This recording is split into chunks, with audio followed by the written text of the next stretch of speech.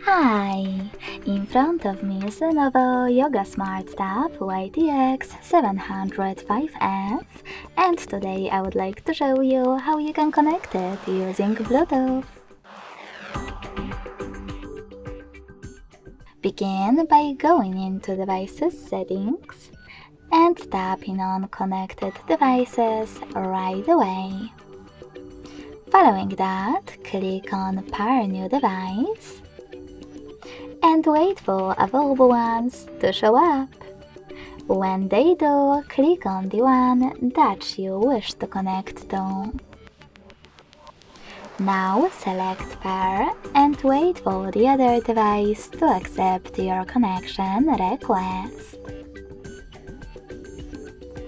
As you can see, my devices were successfully connected.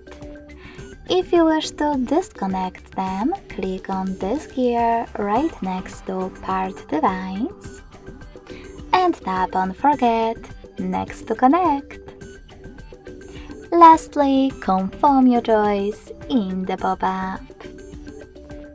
Thanks so much for watching. If you enjoyed this video, don't forget to leave a like, comment and subscribe. Bye!